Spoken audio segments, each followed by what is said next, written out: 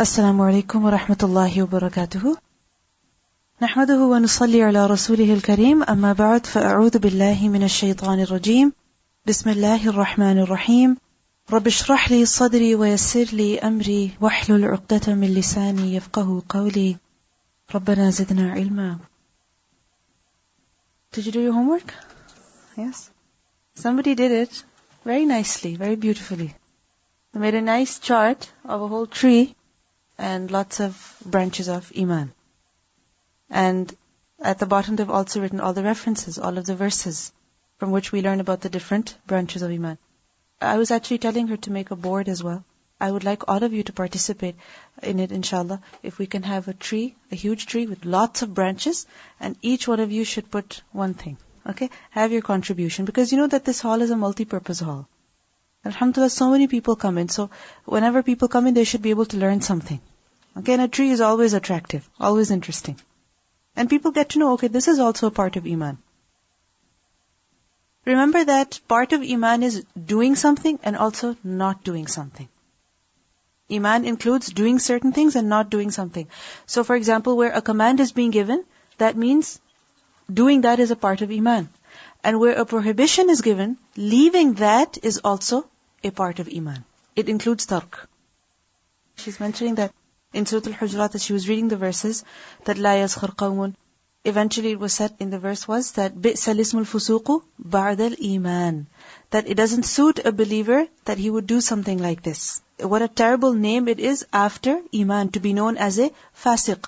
So it shows that a believer, fisq does not suit him. He may commit fisq, but that is an indication of the Iman being low, decreased.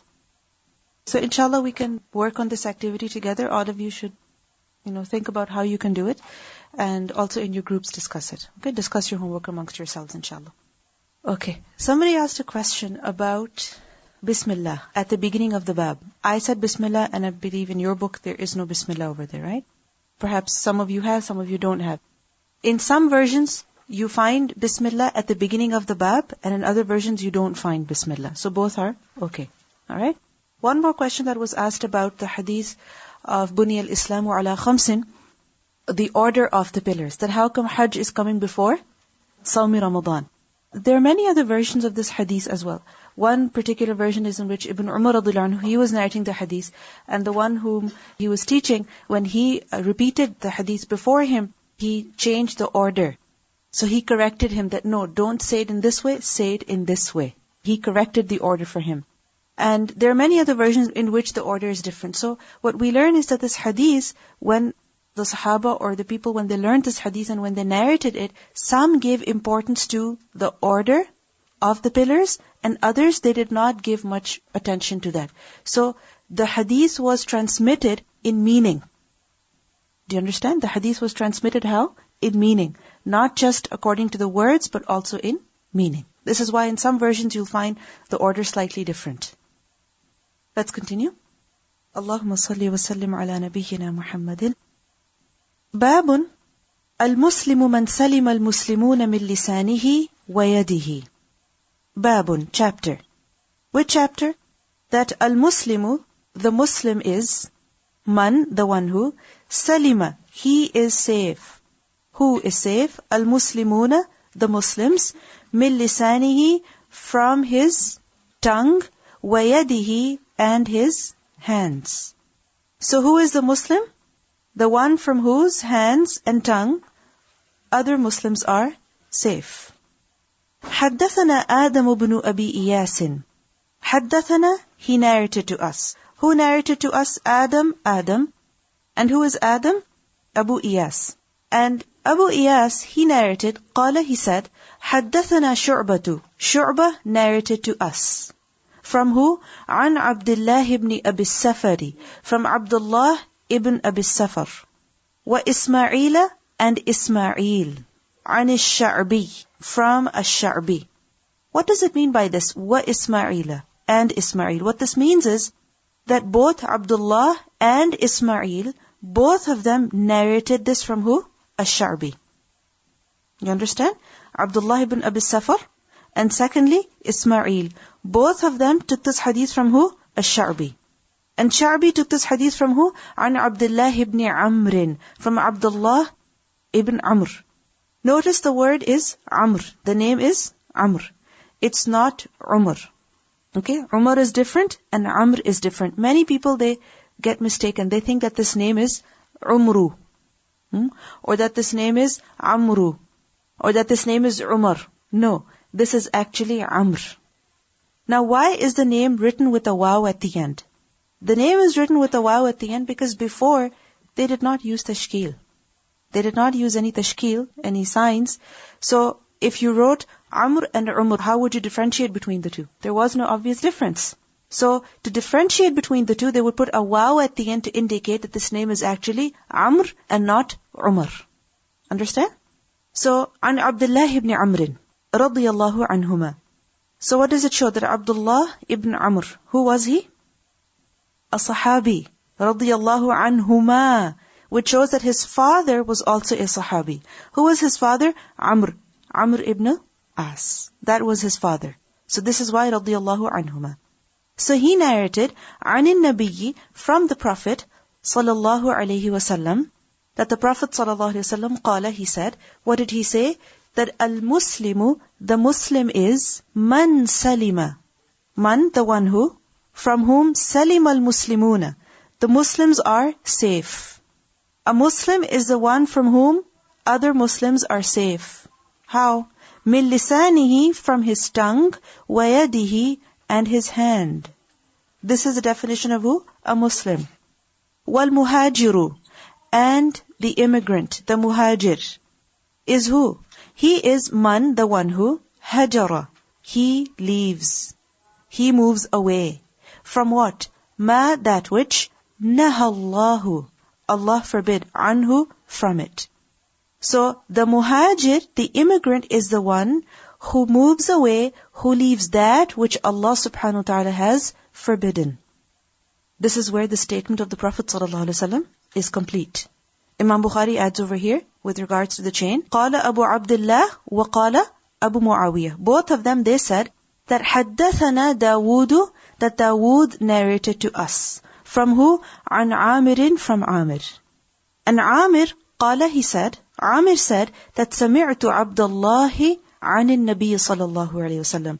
That Amir said that he heard Abdullah. Which Abdullah? Ibn Amr, same Abdullah. He heard from him. So we see that from Abdullah radiyallahu anhu, many people took this hadith. So Imam Bukhari is mentioning the different narrations over here, the different chains over here. عن النبي صلى الله عليه وسلم. وقال عبد الأعلى, and Abdul A'la, he said, عن داود عن عامر عن عبد الله عن النبي صلى الله عليه وسلم. Another chain is being mentioned over here. So we see that Imam Bukhari quotes several chains over here. Why is he doing that? To show the authenticity of this hadith. He's combining all the different narrations. Another interesting thing that you will learn in this book is that Imam Bukhari repeats the ahadith many times. Isn't it so? We know that in Sahih Bukhari, the ahadith are repeated many times. And many times he will mention the same hadith with one chain, and another time he will mention the same hadith with another chain. And at some instances what he will do is he will mention the hadith, but over there he will mention several chains together. So this shows what great knowledge Imam Bukhari had, how many different chains he had, how many different scholars he had met, and how much research he had done, which shows that he had so many different chains for the same hadith.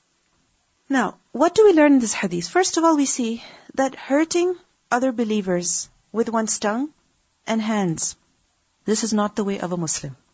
Hurting other believers with one's tongue and hands is not the way of a Muslim. This behavior contradicts Iman. This behavior contradicts Islam.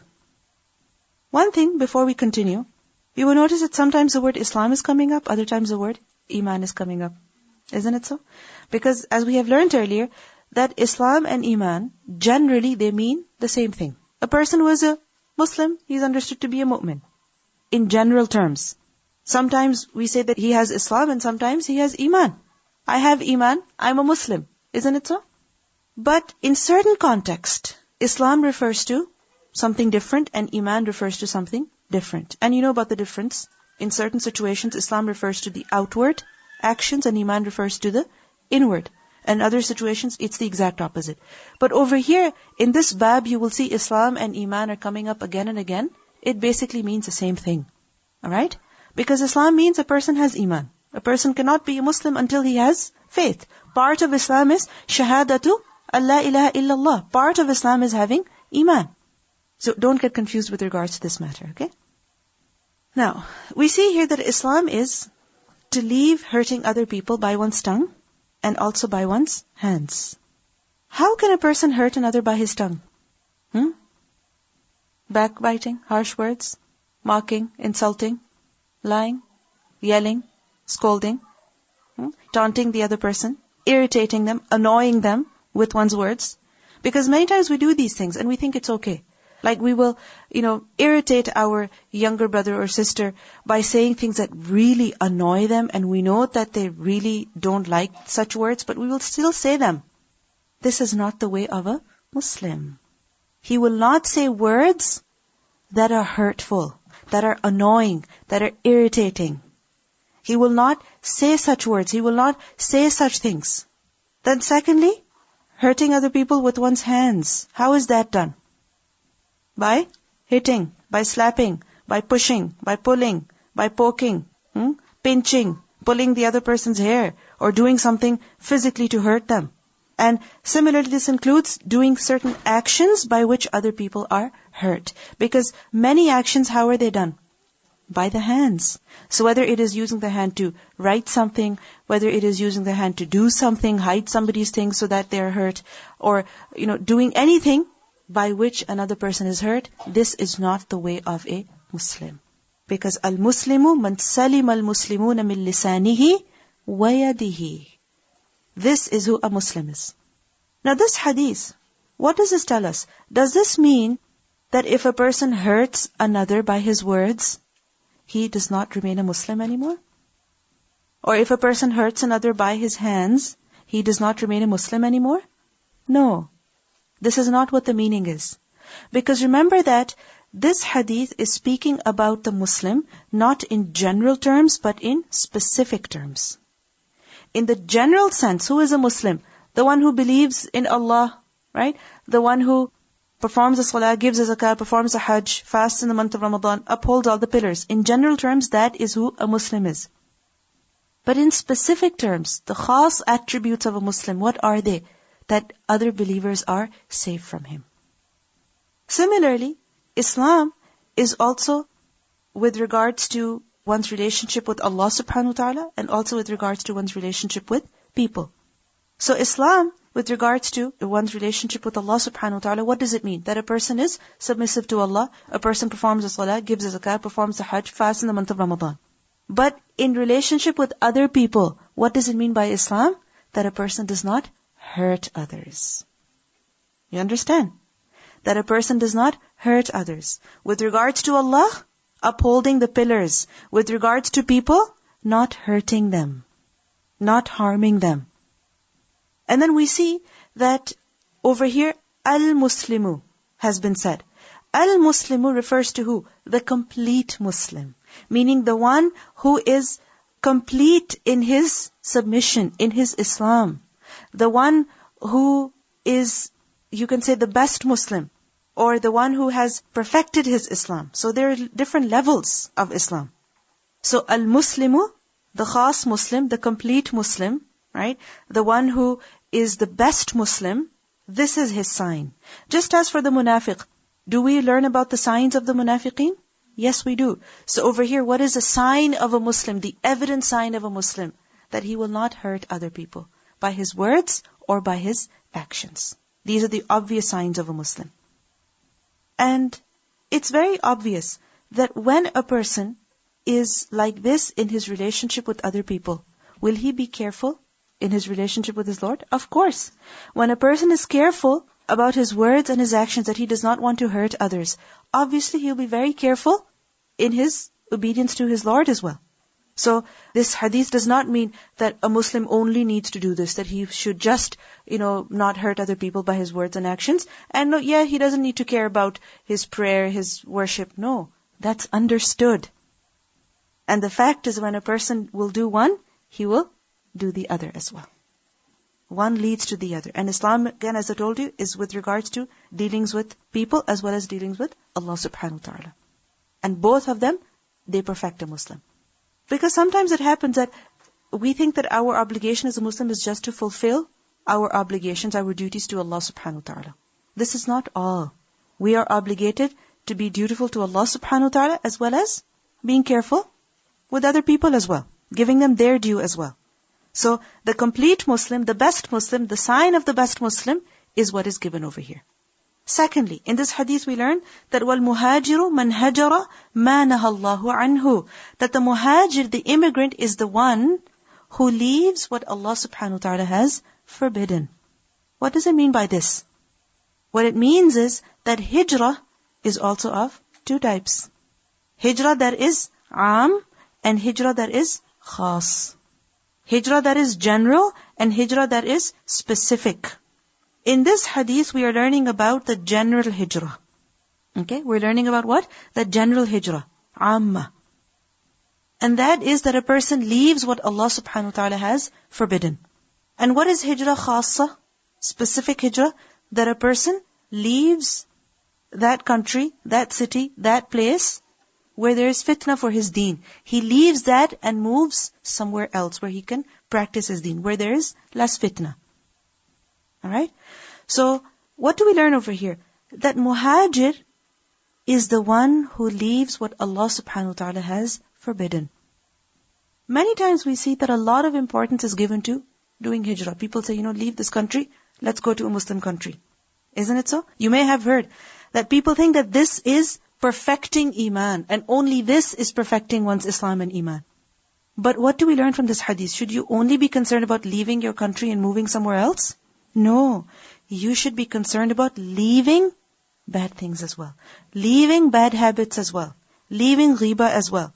Leaving lying. Leaving anything that Allah subhanahu wa ta'ala has forbidden. That is hijrah. And that is something that we should also do. Because what is it that will perfect your hijrah? Your khas hijrah. If a person moves from one country to the other for the sake of his religion, what is it that will actually perfect his religion on top of that? When he will leave what Allah has forbidden. Because even in a Muslim country, can a person do wrong things? Very easily. Very easily. So, the muhajir is who? The one who leaves what Allah subhanahu wa ta'ala has forbidden. So what does this hadith show to us? That Islam consists of actions which complete and perfect one's Islam. And of those actions is what? Not hurting other people. Staying away from hurting other people, either by one's hands or by one's tongue. In this hadith especially, the Muslims are mentioned, that other Muslims are safe from his tongue and hands.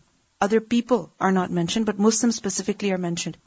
Because you see, a Muslim is mentioned. Why? Because a Muslim has a special right on you.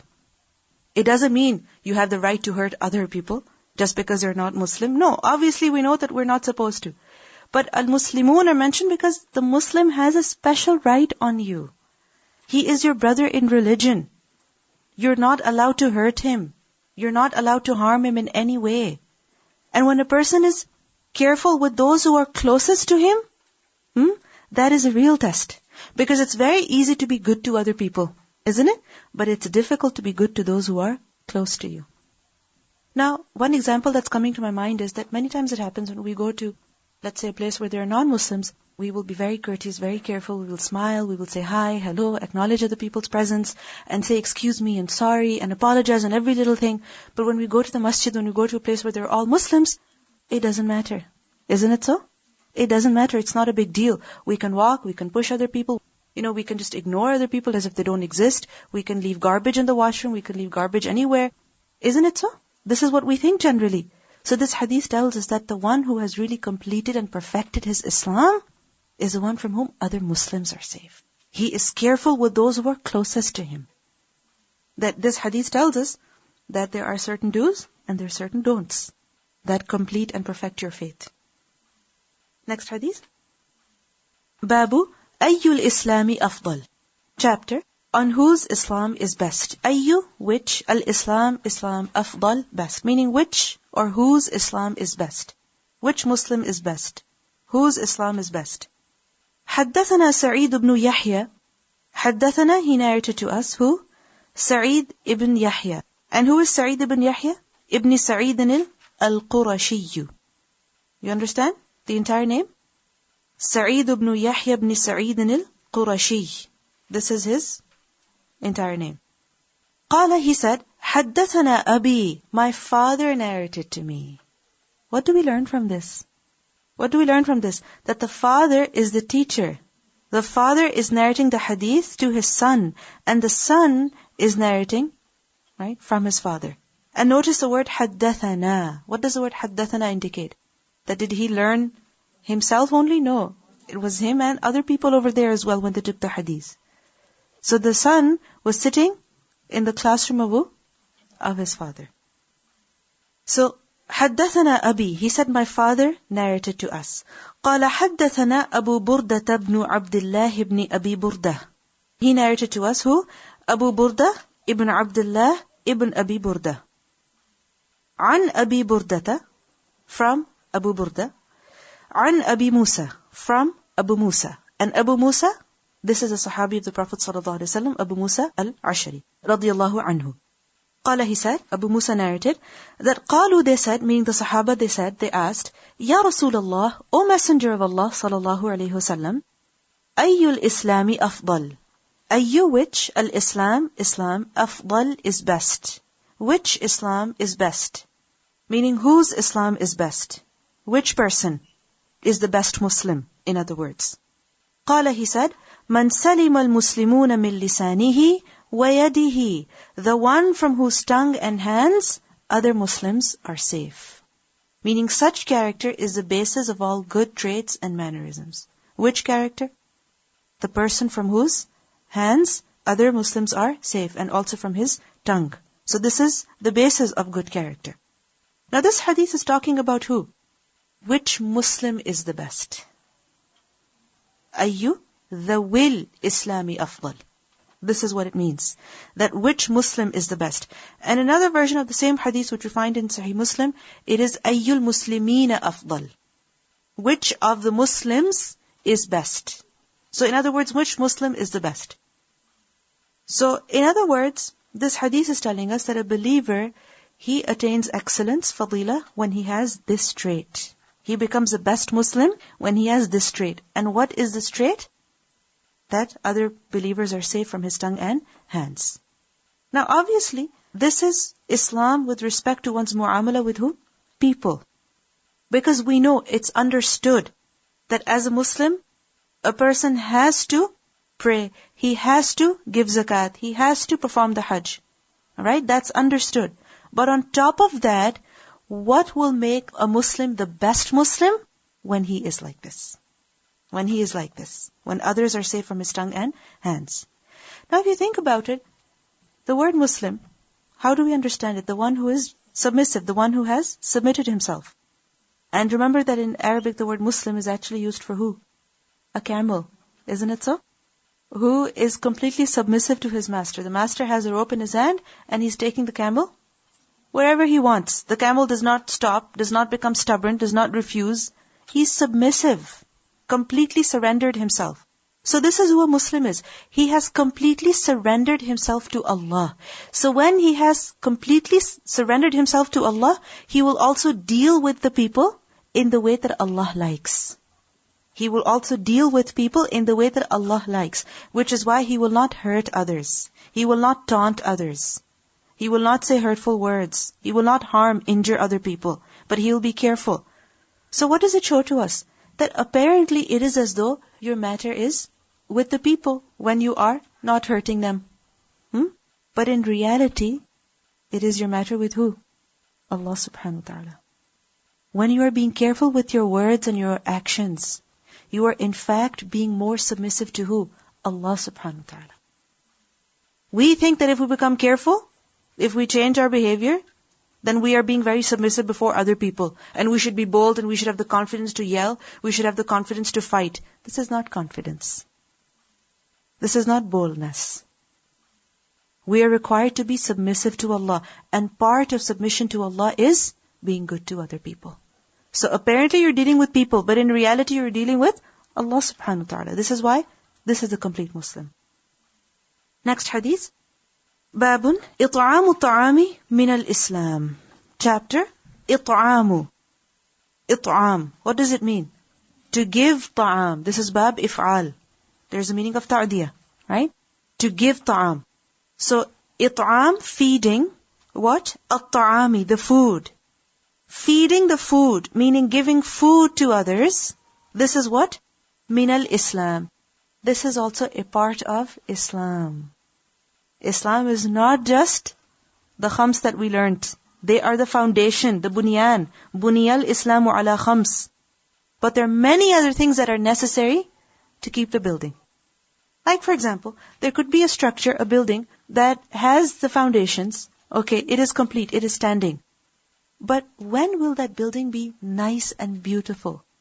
When? When it is furnished. When it is finished. When there's decoration. So you can think of it like this, that there are 5 foundations of Islam which are a must that we have to do. But on top of that, there are other things that we also have to do to beautify our Islam. Nobody likes an empty house. We all like houses that are nicely furnished, nicely decorated. Similarly, a house that is too plain, that does not have any decoration, people don't like it. Right? We like decoration. This is human nature. We like beauty. So similarly, what is it that will beautify a person's Islam? Such characteristics, such mannerisms, such actions. And part of those is feeding food, giving food. حدثنا عمرو بن خالد. حدثنا, he narrated to us. Who? Amr ibn Khalid. قال, he said, حدثنا الليث. Layth narrated to us. Who is al-Layth? Layth is Ibn Sa'd. And he is the faqih he was a great faqih of the people of Egypt. He was from Egypt. So he narrated from who? An Yazid, from Yazid. And Yazid, he took the hadith from who? An Abil Khair, meaning from Abul Khair. And he took the hadith from who? An Abdullah ibn Amr, from Abdullah ibn Amr, radiyallahu anhuma. أن رجلا, that a man, سأل النبي صلى الله عليه وسلم, he asked the Prophet صلى الله عليه وسلم, أي الإسلام خير, which Islam is best? أي, which, al-Islam, Islam, خير, best. Earlier we learned, أي الإسلام أفضل. And over there the question was about who? The person who is a Muslim. Over here it's about the action. Which action of Islam is the best? قال, he said, تطعم الطعام, that you feed the food, you give the food. وَتَقْرَأُ, and you read, meaning you say, السلام, the salam. على, upon, من عرفت, the one you recognize. وَمَنْ لَمْ تَعْرِفْ, and the one you do not recognize. So, which action of Islam is the best? That first of all, you give food to others, and secondly, you say salam to those whom you know, and those whom you do not know. This hadith is not contradicting the other. You may say that, earlier we learned the best Muslim is the one from whose hands and tongue other Muslims are safe, and this hadith is giving another definition. No. That hadith is the best Muslim. And this hadith is telling us about the best action in Islam. So, what's the best action that a person can do? تُطْعِمُ الطَّعَامِ, giving food, feeding the food. And this is feeding people in a manner or in a state that is praiseworthy. Meaning, any type of feeding other people which is rewardable. Whether it is in the form of giving food to a person who is very hungry, or it is in the form of giving food to a person who was fasting, and now he's going to break his fast, or it is giving food to your family, or it is giving food to your friends, or it is giving food to other believers. Okay? This is giving food, feeding food to other people in any way that is rewardable, that brings reward to a person. Because if you think about it, تُطْعِمُ الطَّعَامِ, تُطْعِمُ الطَّعَامِ, you give food. It hasn't been said that you give food to the needy. Alright? Because food is the need of who? Every single human being. Whether he's your friend, or your child, or your neighbor, or your co-worker, or the person sitting next to you, a person whom you know, a person whom you don't know, a person who is wealthy, a person who is very poor. It's the need of every single human being. So this is why تُطْعِمُ الطَّعَامِ. Now what do we see over here?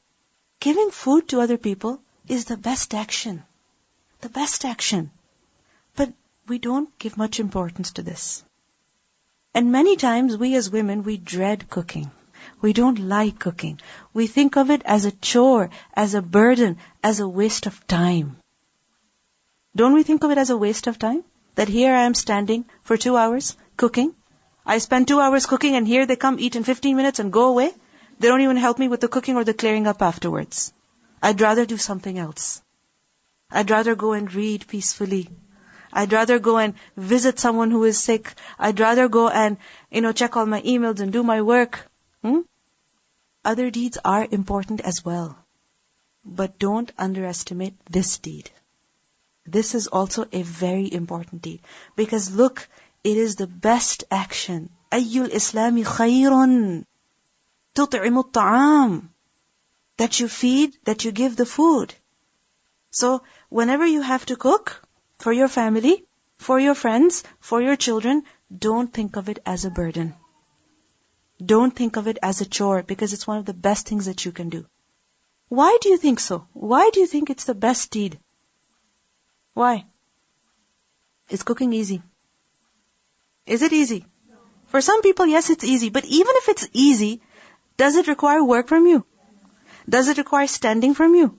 Yes, a lot of thinking. Yes, for many people, they have to think a lot. Okay, what do I do now? Every step they have to think. It requires your effort, your money, your energy, your time. Isn't it so? It requires a lot from you. It's not easy to cook, to prepare food and give it to other people. You prepare everything and other people come and eat it. It's not easy to do that. It requires a lot of work from you. This is why it's so rewardable.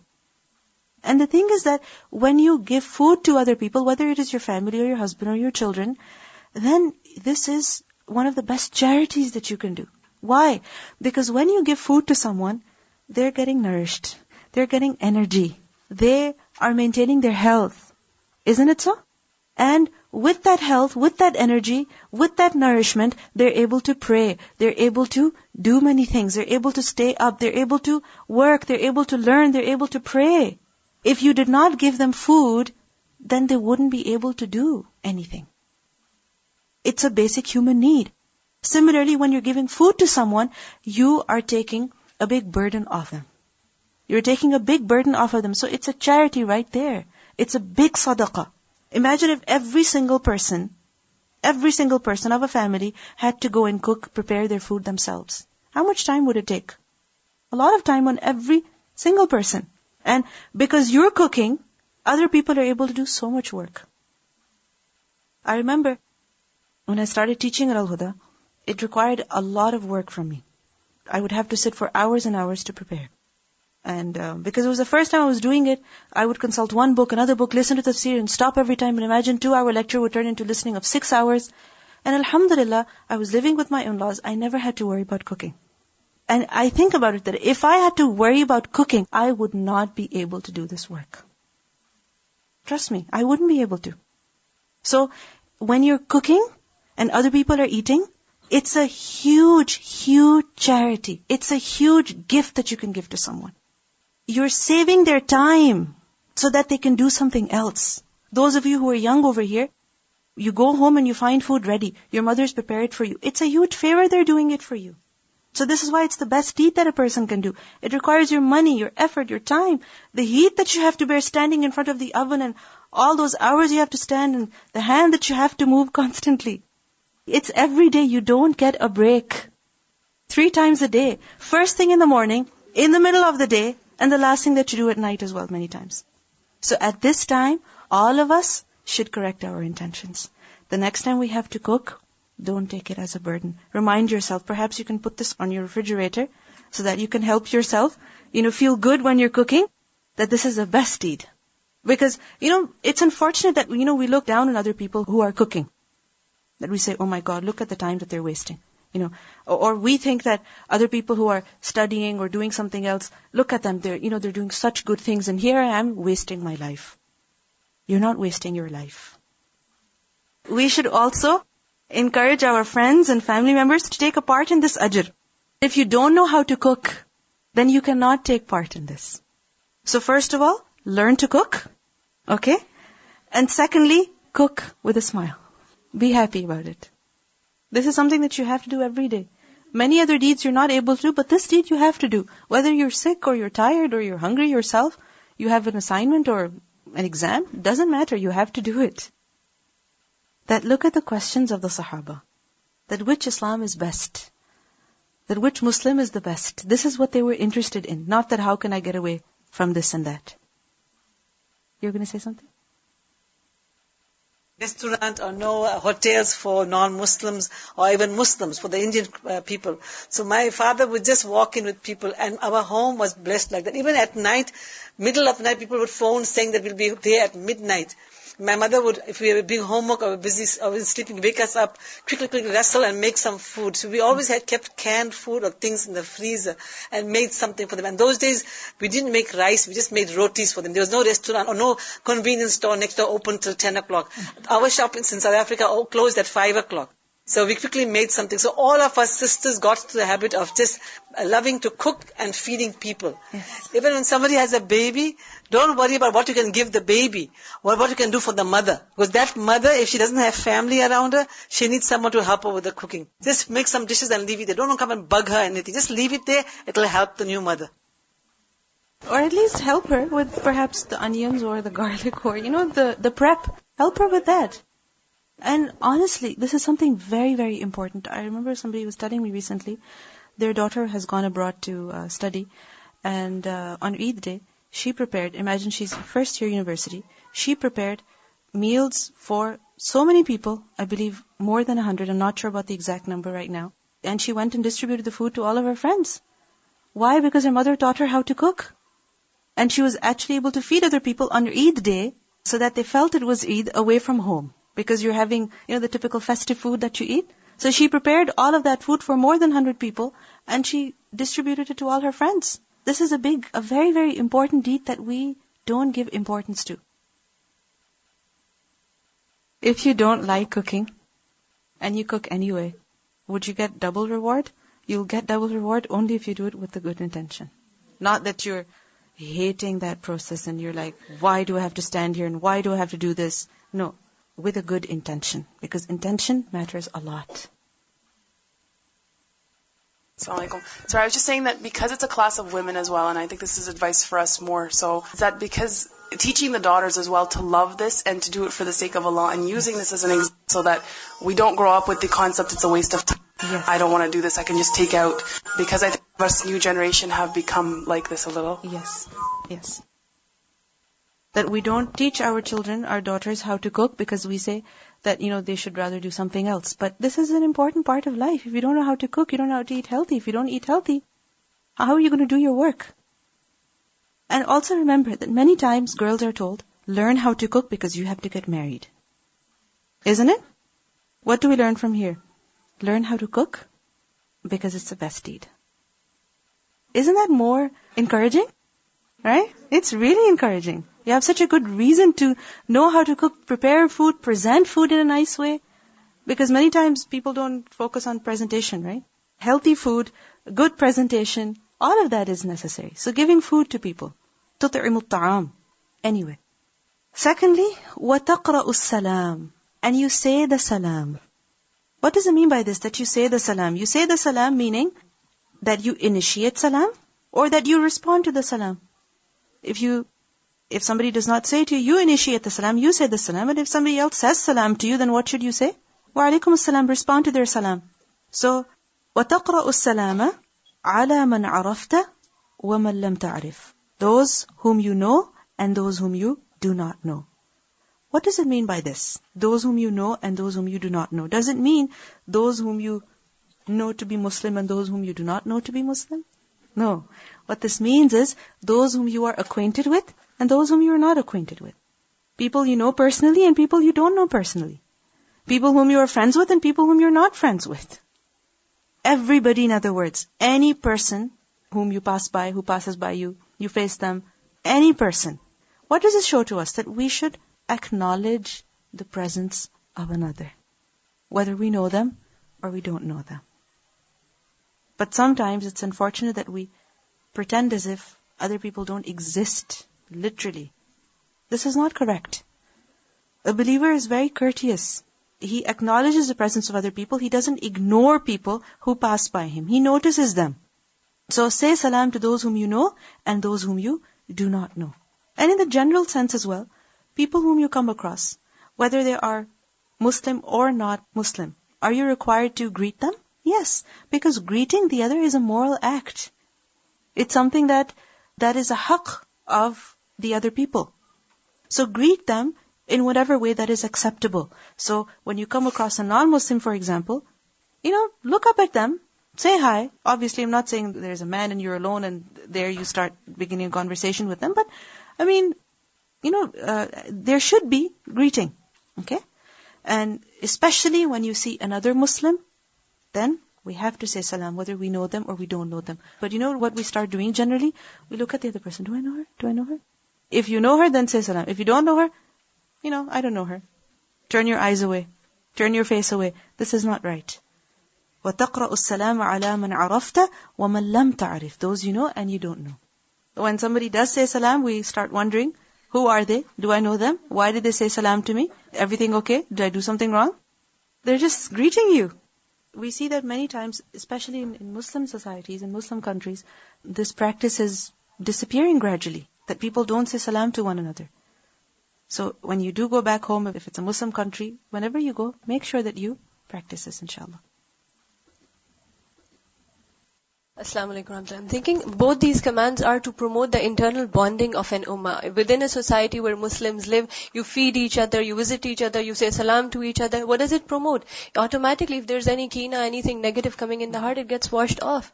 And on the point of tut'imut ta'am, I wanted to mention and appreciate, without mentioning the names, some of the sisters, mashallah, from previous course or staff, when they learn the Quran, they've taken this as upon themselves that, okay, inshallah, we're going to be part of the cafe. So without anybody knowing, they are doing this khair ongoing. Even when they're away, they would make sure that, one day a week, if they have sponsored food for lunch for everyone, that continues on. And I was thinking that last year when we started doing it group-wise, after a couple of rounds, the feedback that I got was, people are tired, they don't want to do it anymore and this. So I was thinking, maybe this is a time we can do it at least one more time. Or it's like, considering that we've studied this hadith of Prophet sallallahu alaihi wasallam, and we want to put it into action, not only in our homes, we do it in our homes regardless, but why not here? Yes. Just to revive that sunnah spirit. Yeah.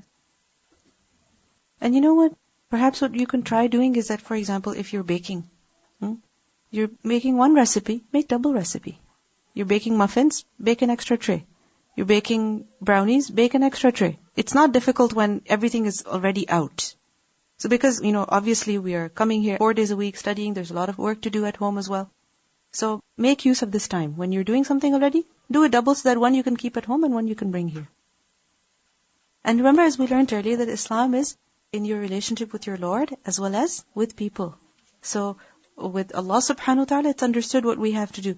And with regards to other people, these are the things that we should do. Just one more thing before we continue about the food and the cooking.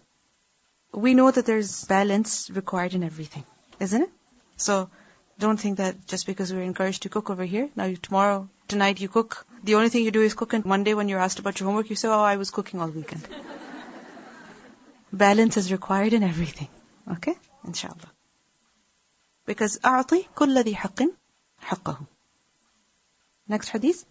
باب من الإيمان أن يحب لأخيه ما يحب لنفسه. Bab, chapter, من الإيمان, part of Iman, and that يحب لأخيه, that he loves for his brother. Who? A believer loves for his brother. What? ما, that which يحب لنفسه, he loves for himself. Part of Iman is that a person loves for his brother what he loves for himself.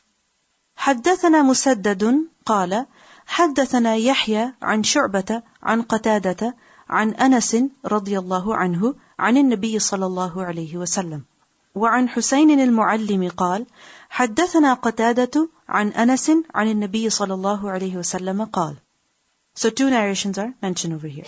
لا يؤمن أحدكم, لا يؤمن, he cannot believe, أحدكم, one of you, meaning none of you can be a believer, حتى until يحب, he loves, لأخيه, for his brother, ما يحب لنفسه, what he loves for himself. Does this hadith mean that if a person does not love for his brother what he loves for himself, he is not a believer? No. What does it mean? That he cannot reach perfection of Iman. Because remember, there are some people who say either there is Iman or there is no Iman. But what's the correct opinion? That Iman increases and decreases. So, when is a person's Iman high? Or when does it reach a high level? When he loves for his brother what he loves for himself. So this love, it perfects one's Iman. What do we learn from this hadith? That a person must not have double standards. He should have the same standard for himself and also the same standard for other people. If he does not like to hear something, he should not make other people hear it. If he does not like to be told something, he should not tell other people about it because he finds it annoying or those words are disturbing. Similarly, if a person does not like to walk into a washroom that is all wet, in which the slippers are all over the floor, the counters are wet, the paper is all over, then don't leave it the same way for other people. If you don't like the fact that you go somewhere and there are shoes all over the place and you don't even know how to get to the shelf so that you can put your shoes, don't leave your shoes on the floor like that. And every person, what do they like for themselves? That which is the best. So when you love the best for you, for yourself, love the best for your brothers as well. Love the best for other people as well. And when a person does that, that is a sign of the perfection of his faith. Now, we learn another hadith as well. The Prophet ﷺ said, this is a hadith in Muslim, that man ahabba an yuzahziha anin nar wa yudkhil al-jannah. Whoever loves that he should be saved from hellfire and he should be admitted into Jannah, فَلْتَأْتِهِ مَنِيَّتُهُ وَهُوَ يُؤْمِن بِاللَّهِ وَالْيَوْمِ الْآخِرِ. Then let his death come to him while he believes in Allah and the last day. وَلْيَأْتِ إِلَى النَّاسِ الَّذِي يُحِبُّ أَن يُؤْتَى إِلَيْهِ. And he should give to people, he should deal with people in the way that he likes to be dealt with. He should say to people what he likes to hear. So this hadith also tells us that we should deal with others in the way that we like to be dealt with. Another hadith tells us that the Prophet ﷺ said, "Ibda binafsik," begin with yourself. That begin with yourself when you have money, and spend money on yourself. And if you have extra, then spend on who? Your family. If you have extra, then spend on, your relatives. And if you have extra, then here and there. So the hadith tells us, begin with yourself. Is there a contradiction between the two? You love for your brother what you love for yourself. The other hadith tells us, when you give something, begin with yourself. Everybody loves to be first. Is this a contradiction? No. The second hadith that I quoted to you over here, Ibda bin Nafsik, this is in regards to starting doing something. And this hadith that we're reading over here, that we're studying over here, is telling us that whatever you like for yourself, you should like for the other. Meaning, if there's something that, some behavior, some word, some action, some food, anything that you like for yourself, you should also like for other people. But it does not mean that if you like something for someone else, you have to prefer them over yourself. Liking the same thing for the other does not mean preferring them over yourself. Because obviously you're going to eat first and then you're going to offer food to others. Isn't it? You're going to clean your house first and then you're going to offer cleaning other people's houses. You're going to do your work first and then you're going to offer helping somebody else with their work. Correct? So, loving something for the other does not mean that you have to give preference to them. And remember that this matter of ithar, preferring others over yourself, this must be understood clearly as well. Because we get confused in this regard. That what does it mean by preferring other people over yourself? In what cases is it good? In what cases is it not good? Or are we supposed to prefer other people over ourselves in every situation? Remember that when it comes to ithar, preferring other people over yourself, it could be in three matters. First of all, with regards to those matters which are obligatory on you. Those matters which are an obligation on you, that you have to do. For example, prayer. You have to pray. Wudu. You have to do wudu. There's no choice. And amana. You have to fulfill it. Isn't it so? It's an obligation on you. But if you are in a situation where you have to either do that which is obligatory on you or prefer the other person. Like for example, it's Maghrib Salah. Time for Maghrib Salah. Either you pray Maghrib or you prefer your brother and you give them a ride to the bus stop.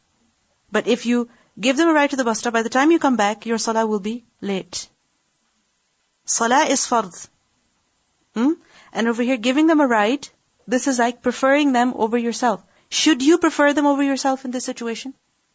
No. It's haram to do that. It's haram to prefer other people over yourself in matters that are obligatory on you. This is not sacrifice. This is not charity. Because sometimes we think it's such a huge sacrifice, that, for example, I will delay my salah and I will drop off my sister somewhere, or I will do the groceries for the family. This is not a sacrifice. This is not a gift. This is wrong. It's not allowed. Similarly, if a person has just enough water with which he can do wudu, the other person wants to drink that water. You say, oh, you're thirsty? Go ahead, drink it. I will do tayammum. No. You're not going to do tayammum over there. You're going to use that water to do wudu. Okay? Secondly, it is in matters that are mustahab on you. Meaning, if you do those actions, that's highly recommended for you. It's not an obligation, but it's highly recommended for you.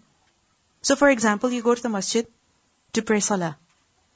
And you find that in the saf there's a spot for only one person. What should you do? Let other people go and stand. You come to class and there's spots in the front. Oh, let other people fill the spots. I'm being charitable. I'm preferring my sisters over myself. They should sit in the front. I don't mind sitting at the back. Is this good? No. The matters which are mustahab for you, in those matters you are not going to prefer other people over yourself. Why? Because you're missing out on reward. This is going to lead you to losing many other opportunities. You understand? You're going to end up missing many other opportunities. You're going to stay back once, you're going to stay back many other times. Understood? But if it's a situation in which if you prefer yourself over the other, it's going to create some ill feelings between you and the other person. Or it's going to be disrespectful to the other. Like, for example, say masjid example. You're going with your mother. Okay? You and your mother are both there. You're looking at one another. Now, in this situation, what should you do? Give preference to your mother. Because if you don't give preference to your mother, or the person who is older than you, then that is disrespectful. You understand? And it can create ill feelings between friends. Like, for example, you are the one who always comes and sits in the first row. There's a particular spot that you sit in. For example, Naila usually sits here. Everybody knows this is Naila's spot. Okay? Everybody knows this is Kinza's spot. Now, okay, you can say, this is not fixed. Where is it written that this is Naila's spot? I can come and sit there. Okay, you can come and sit there. But is she going to feel bad? Yes, she will. You're taking her spot. You understand? So it will create ill feelings. Do you get it? So in matters that are mustahab on you, generally, you don't prefer other people over yourself. You go and do it yourself because you want the reward. We have been told, فَاسْتَبِقُوا الْخَيْرَاتِ. But if it's going to create ill feelings, then give the other person a chance. Thirdly, it could be in those matters which are mubah. Mubah for you. Meaning whether you do it or you don't do it, it's not a big deal. Like, for example, getting food from, the food station at a wedding. Now, in such a situation, what should you do? Prefer other people or not? Yes, you should. This is highly recommended. This is something that is masnoon. And this is something that we are told to do. And this is the reason why the Ansar were praised. وَيُؤْثِرُونَ عَلَىٰ أَنفُسِهِمْ وَلَوْ كَانَ بِهِمْ خَصَاصَةٌ. Understand now? So in matters that are an obligation on you, you don't need to sacrifice there. In matters that are mustahab for you, seize that opportunity. But if it's going to create some ill feelings, let it go. And what does it show? That we have to be very careful, very concerned about other people. And in matters that are mustahab, prefer other people over yourself. So that if, for example, Naila is not there, the spot is empty, then what do? You fill it in. The mustahab one, see, in matters that are fard on you. So for example, in the class, if the teacher is telling you, come forward, come and sit in the front. Over there, you will not wait for other people to go. No, you have to go yourself. Because it's unfortunate that we say, let other people take it. Let other people sit in the front. Let other people do it. Do you really have so many good deeds that you think it's okay for you to not seize that opportunity? Seriously, do you? I don't think anyone can claim that. So you have to seize every opportunity. سبحانك اللهم وبحمدك نشهد أن لا إله إلا أنت نستغفرك ونتوب إليك. السلام عليكم ورحمة الله وبركاته.